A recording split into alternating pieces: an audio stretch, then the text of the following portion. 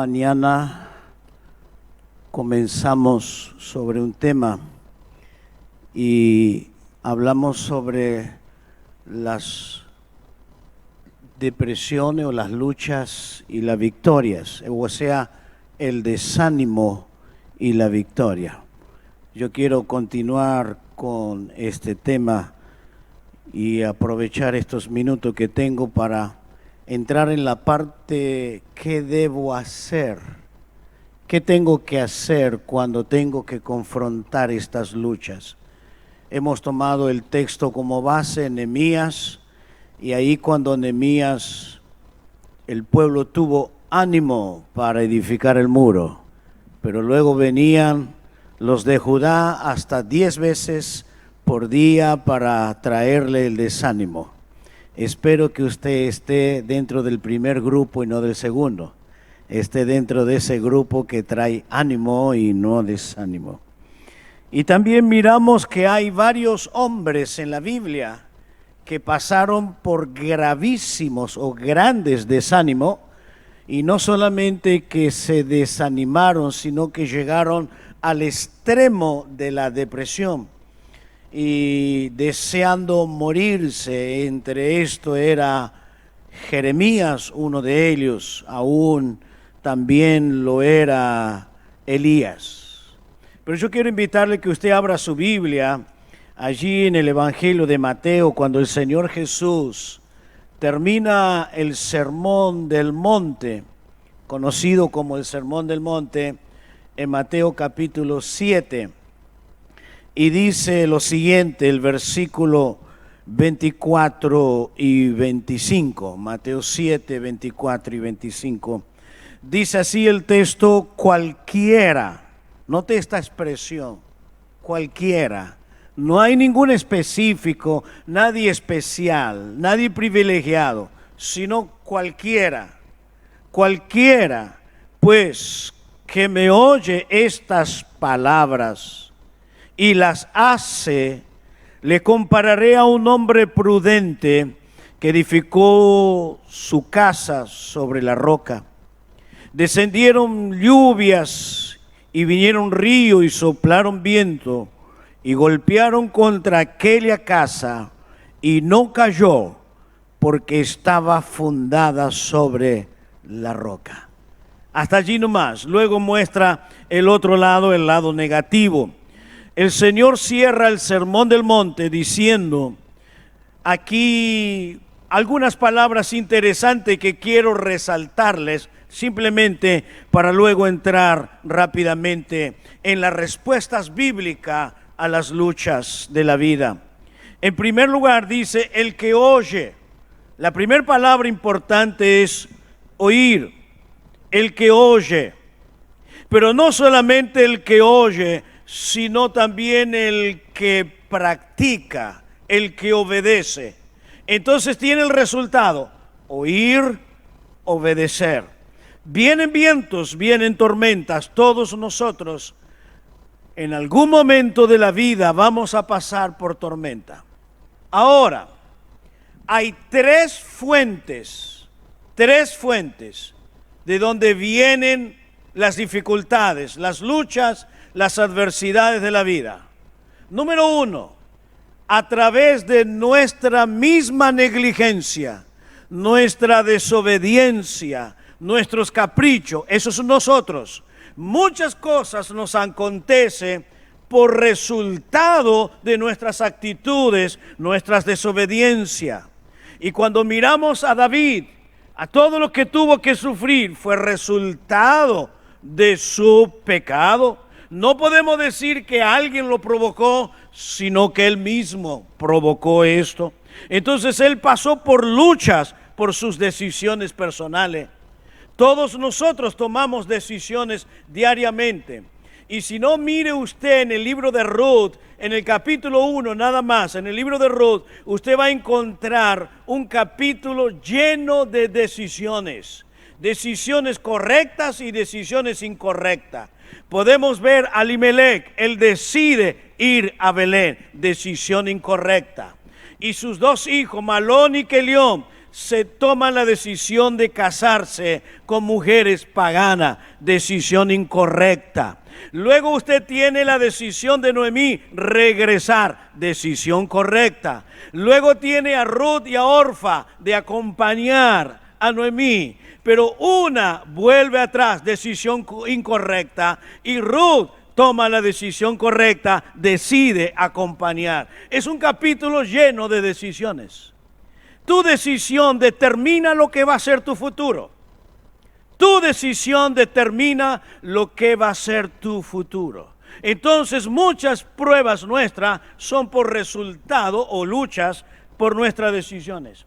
En segundo lugar, la segunda razón por la cual vienen las pruebas son cosas que no lo hemos pensado, no hemos sido los promotores, pero son circunstancias que ocurren. Circunstancias de la vida que ocurren inesperadamente.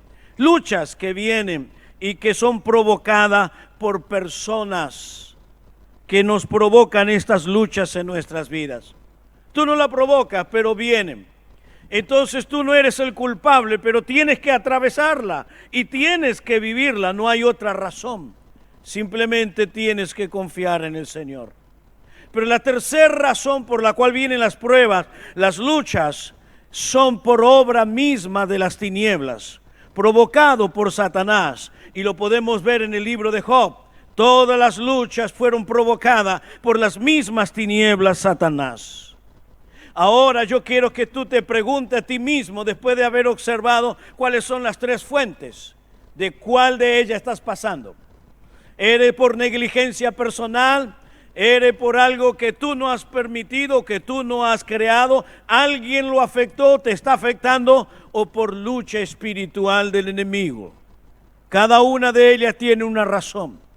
Cada una tiene razones. Pero quiero decirte, mis queridos hermanos, que la respuesta está en la Biblia. Y quiero darte dos respuestas antes de finalizar ahora, porque vamos a continuar en la otra reunión. Pero quiero darte dos respuestas. ¿Cómo tengo que confrontar estas luchas? Primero, en primer lugar, dale lugar a que Dios intervenga en tu problema. Dale lugar al Señor que intervenga en tu problema. Mayormente no ocurre esto, no por ninguna manera. Siempre queremos tomar nosotros las decisiones. Aunque muchas veces oramos y le decimos, Señor, yo lo dejo en tus manos, pero lo dejo en las manos del Señor unas horas y después tomo de nuevo las cosas. Simplemente es algo teórico, algo de práctica religiosa, pero no de práctica viva. No guardamos el silencio, como dice en el Salmo 34, guarda silencio ante Jehová y espera en Él. Y esto es lo que nos cuesta, las dos cosas, guardar silencio y esperar. Las dos cosas que nos cuestan mucho, guardar silencio y esperar en el Señor. Entonces quiero que abra su Biblia, por favor, en el libro de Éxodo, capítulo 14. Vamos a ver la primera lucha que tuvo que confrontar Israel. La primera batalla, la primera dificultad. Qué cosa más maravillosa, qué lección más tremenda nos deja. En Éxodo capítulo 14, versículo 10. Voy a ir leyendo algunos versículos, pero quiero que veamos tres aspectos aquí. Entonces, a ver si nos ubicamos. En primer lugar, tengo que darle lugar al Señor que intervenga en mi lucha, en lo que me está desanimando, lo que me está llevando aún a la misma muerte espiritual. Ahora, darle lugar a Dios, tiene tres cosas dentro de este texto. Por favor, leámoslo. Versículo 10 dice: y cuando Faraón se hubo acercado, los hijos de Israel alzaron sus ojos. He aquí que los egipcios vinieron tras ellos. Por lo que los hijos de Israel, primero, temieron en gran manera. Segundo, clamaron a Jehová. Tercero, dijeron a Moisés: no habría sepulcro en Egipto que nos ha sacado para que moramos en este desierto. ¿Por qué nos ha hecho así con nosotros, que nos ha sacado de Egipto? Aquí habla la voz del hombre. Aquí habla de la voz del hombre natural. Aquí habla la voz del hombre desanimado. Aquí habla el hombre que no tiene la plena convicción de Dios. Estas tres cosas, ¿quién de ustedes no ha dicho algo similar? En primer lugar, temieron en gran manera. ¿Cuál fue el resultado? Un miedo terrible, tremendo. Y acuérdese que la palabra desánimo es paralizar. Y la palabra, tanto en el griego como en hebreo, quiere decir estar abatido. En hebreo, estar abatido. El Salmo 42 nos dice esto: estar abatido nos imposibilita de poder continuar adelante. Cuando una persona está ante una gran batalla, muchas veces pierde la capacidad de resolver y tomar decisiones. Pierde la capacidad, está ante un problema y no sabe qué hacer. Y es esto lo que hicieron: temieron en gran manera. Temieron. Pero luego les lleva ese temor a clamar a Dios, pedir el auxilio. Pero ellos clamaron no por fe. Porque usted lo ve el siguiente versículo, que ellos no tenían fe. El versículo siguiente, no tenían fe. Por eso dijeron: ¿por qué nos sacaste para morir? Para que moramos en este desierto. ¿Para qué morir aquí? ¿Cuántos de ustedes se sintieron morir ante las pruebas? ¿Cuántos de ustedes dijeron: no hay esperanza para mí, no hay salida? Y yo les decía en esta mañana que Dios no te va a llevar, aunque tú tengas ganas de irte, pero más que de irte, encontrar con el Señor es escapar del problema. Dios no te va a llevar cuando estás en lucha, cuando estás en problema. Dios te va a llevar cuando tú seas victorioso. Cuando tú tengas la convicción de que Dios es grande y es poderoso y hace cosas maravillosas en tu vida. Y que también de esta Dios te va a salvar. Pero quiero decirte, hermano, que en el capítulo 11 de Hebreo, creo que lo mencioné anoche, pero quiero resaltarlo. En el capítulo 11 de Hebreo hay dos categorías de cristianos o dos categorías de hombres de fe, porque están en la lista de la fe. Hay dos categorías. Y la primera categoría son aquellos que vivieron, experimentaron la gloria del Señor. Por eso dice que por su fe taparon bocas de leones, evitaron filo de espada, y así sucesivamente. Estos hombres vieron las grandes maravillas de Dios. Experimentaron el poder activo de Dios. Es el poder que habla Pablo mayormente en la carta a los Efesios, cuando él habla del poder activo. No es el poder que simplemente lo caracteriza sin acción. El poder activo de Dios. Pero luego está la otra lista. Y en esa lista, en algún momento usted y yo podemos estar.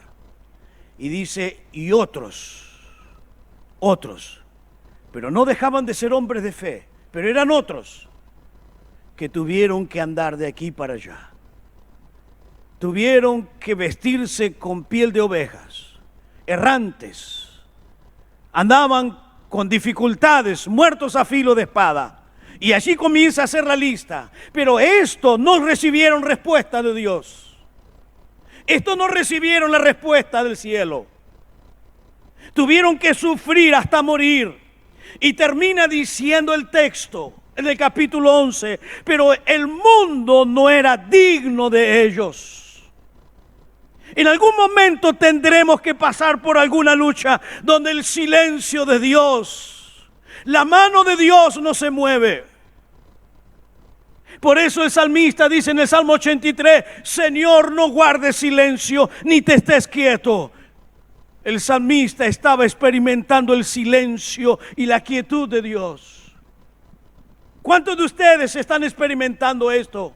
El silencio y la quietud de Dios.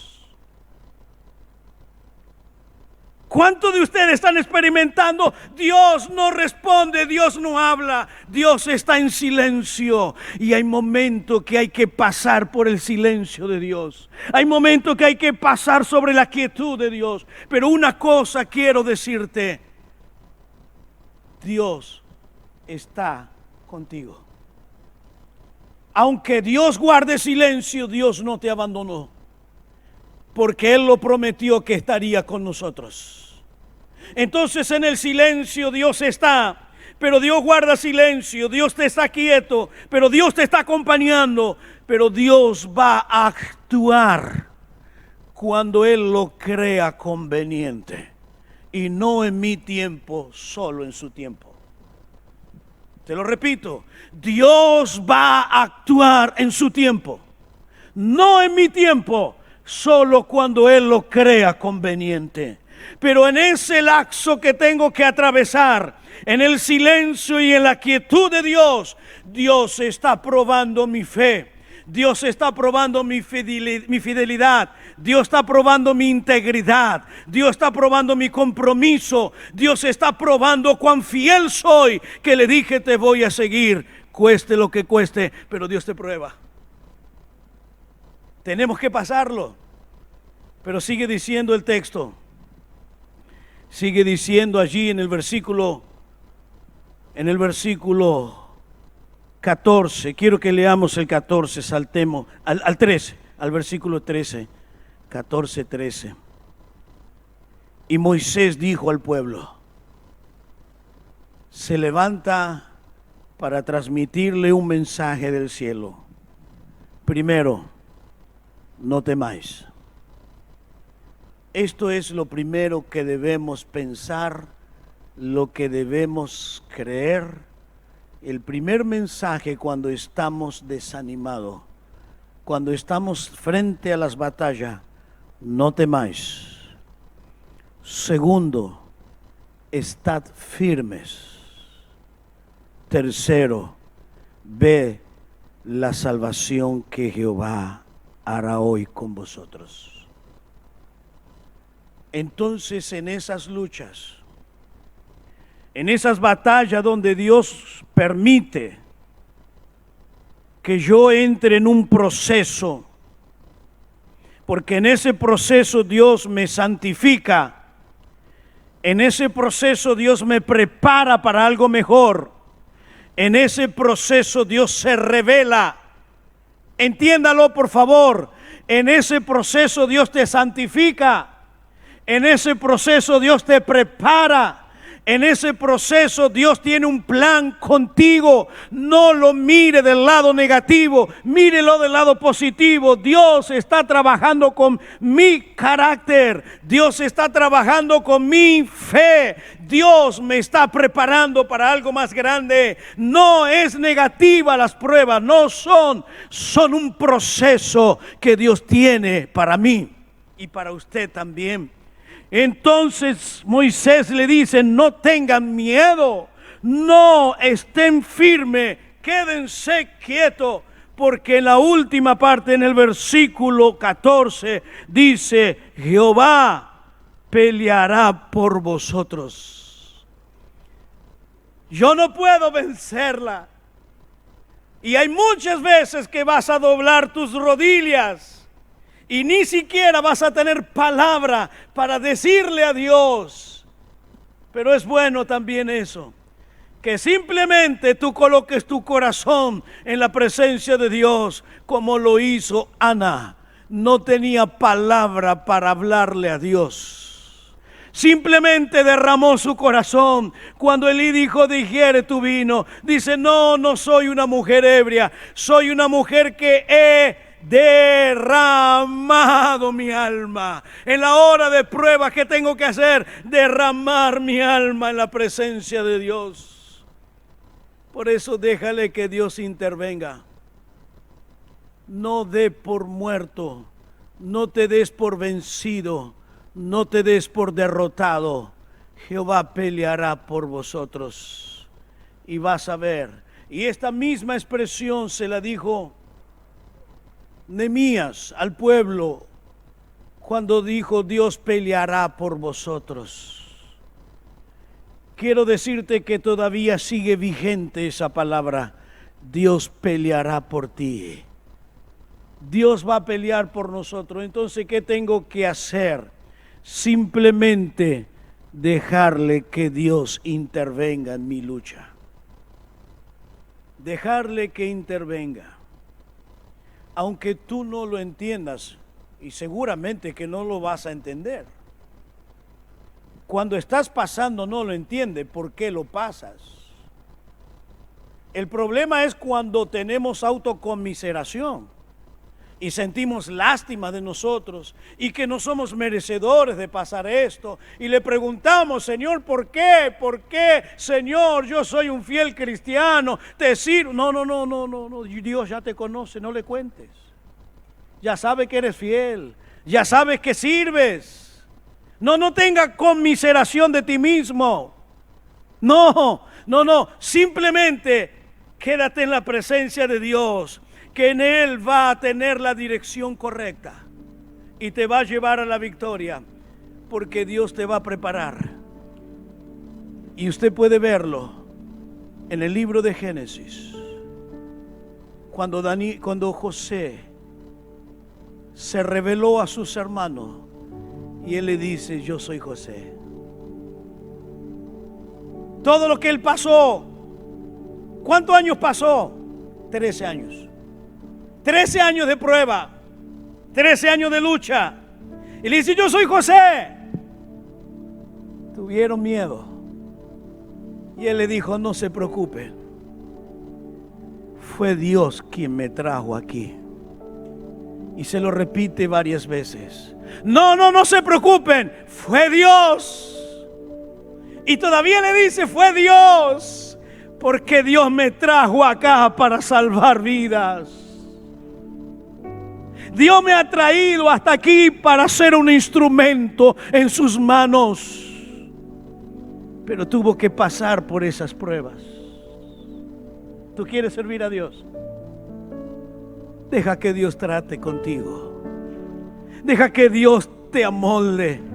Deja que Dios haga algo sobre tu vida. Y después vas a mirar hacia atrás. Dios me estaba preparando. No me estaba matando. Dios me estaba tratando como siervo para su gloria, para su honra, para su alabanza. Y es eso lo que Dios hace. Déjale que Dios intervenga en tu vida, en tu problema y en tu lucha, y Él te va a encaminar. Pero rápidamente, déjeme tomar unos minutitos. La segunda cosa que tú debes tener es fe. En esos momentos la fe sucumbe. Por eso le dice, cualquiera que oye estas palabras y las hace, los voy a comparar. Y soplaron vientos y vinieron dificultades de todos lados, pero estaba en la roca. Yo necesito fe.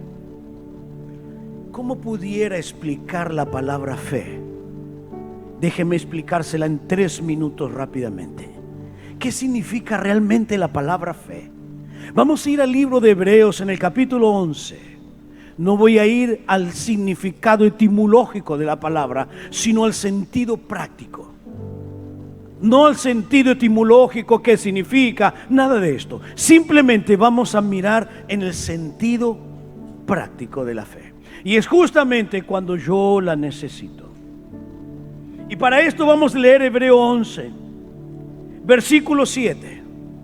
Tremendo versículo que es para hablar una semana. Es tremendo en riquezas. Mire lo que dice.